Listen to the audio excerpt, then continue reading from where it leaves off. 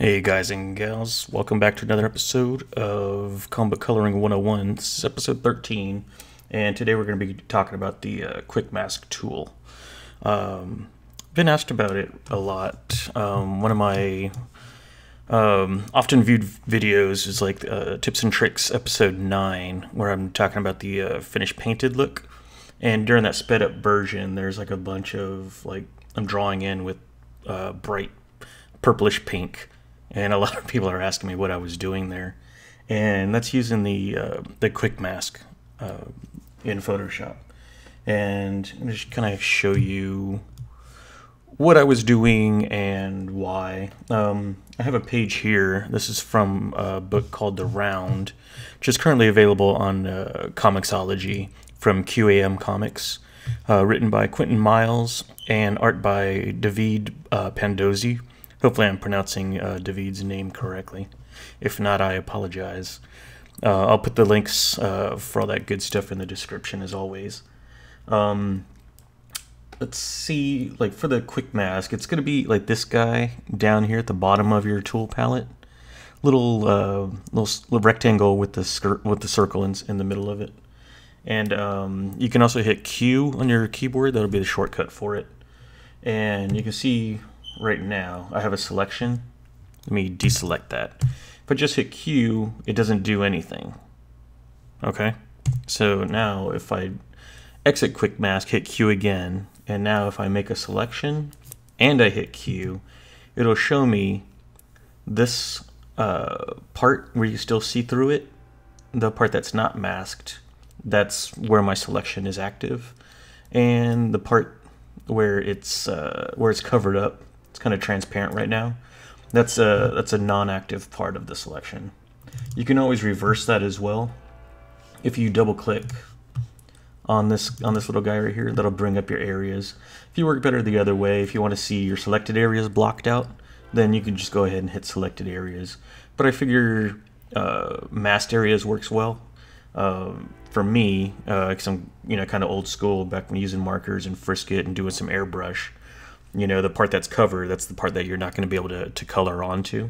So it always kind of worked better for me. And of course here in the color, you can always select what color you want. So you can hit OK. And your opacity, so that kind of changes that. And usually what I'll do, I'll keep it a nice bright color. Something that it's not going to be in my color palette down here. Oops, did I hit OK? Yeah, OK. So you can see this brighter color here. It's not going to get messed up with anything. And I'll also mess with the opacity sometimes. It makes it a lot easier as well to kind of see what you're doing. So let's go ahead and get rid of that, deselect that selection.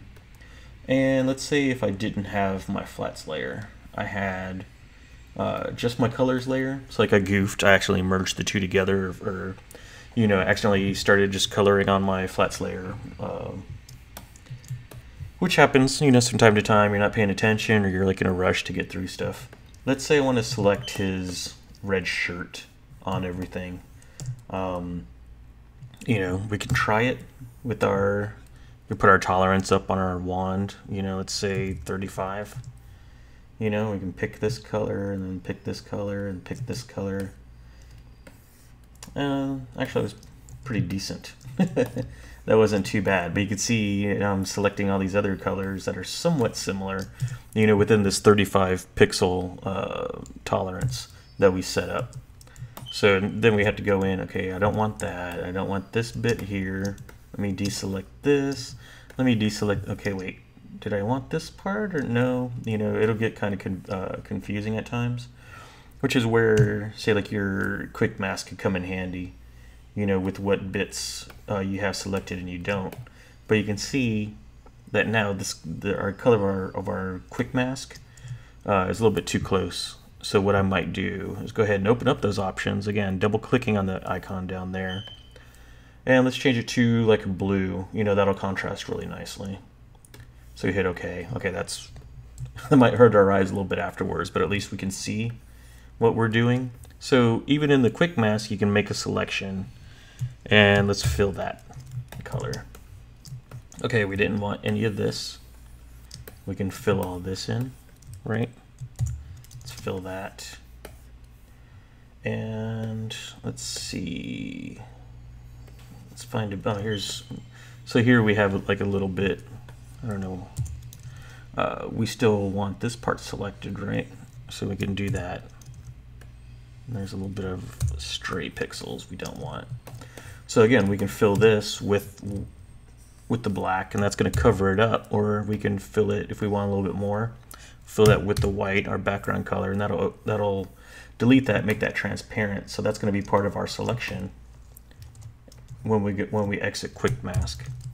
What you can also do, which is great, which what I was doing in the in that other video I was talking about, was it Tips and Tricks episode 9, which is what I was doing. Let me go to my pencil tool, and that's here with your brush. Just go down, you just kind of click and hold on it, and then go down to your pencil tool, and that's going to be anti-aliased. And I'll go in here, and I have it set to white, but I'm just go ahead and just drawing in there. Or if I don't want this part, I can switch my foreground and background colors. So black is my foreground color, and I could just use my pencil tool to draw in that. And that's all I was doing in that video, was just using the Quick Mask to go ahead and just draw my selections. Let's see, we don't want that. We don't want that bit. And everything else looks pretty, oops, there's this bit. So we can always go, if I hit Q again, that'll exit Quick Mask. And we can see we had all this part. So let me go ahead and go back to Quick Mask.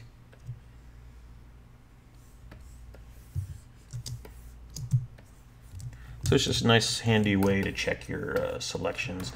And let's say like if you have a selection active, let's select this part here really quickly. All right, so say like I have that selection, and I exit Quick Mask. That's not going to show that selection because that was only on the Quick Mask when it was active. It's not. This is still your actual selection. This part here that's transparent. So hopefully that makes some sense to you guys. So let's say we have this, but now we want to go ahead and let's add his head just for this bit. Now we could go in, like I was saying before. We can draw this in. Let's do this quickly. So we'll go ahead and grab some of that white as well, and that'll be okay. All right, so now I got that blocked off, right? So we can use our fill bucket with white, and I could just go ahead and click on that, and that'll open that up. So let's go back to exit Quick Mask, and we have this white part here, and we can just deselect that with the wand. But I guess it's a little hassle because that's white. So let's not do that. All right, we'll just go ahead and use our lasso tool to deselect. But you can see I'm using it. The Quick Mask tool is just another tool to help me with my selections, whether I'm adding to a selection or subtracting from a selection. It's really quick and easy, and very helpful. So let's say again, I don't want the back of his head, neck, whatever selected. I go to my foreground tool, or foreground color, black, and I could just go ahead and draw that in there. And then just fill that with black with the paint bucket tool. And yeah, so you can see, nice and easy to do. Very helpful tool. I think it gets overlooked by a lot of people. But that's going to do it for this week's episode. You can check out more of my color work on DeviantArt, slummage.deviantart.com, or my Facebook fan page. I usually post up like color videos from other people that I find interesting, not only from comic book colorists, but also from painters talking about light and shadow and stuff like that, or other interesting articles I find on the internet as I'm because I constantly read about color and stuff like that. So something I think will help you guys out. I'll throw it up on there. Stuff I wouldn't post on my DeviantArt page or whatever. So check that out. It's facebook.com. I believe it's /Lummage1. It's the number 1. And yeah, it's going to do it. Go ahead and hit that like button if you like what you see. If you haven't subscribed already, please do. I try and upload a new video every week. And yeah, that's going to do it. And I'll see you guys next time. Thanks for watching. Bye.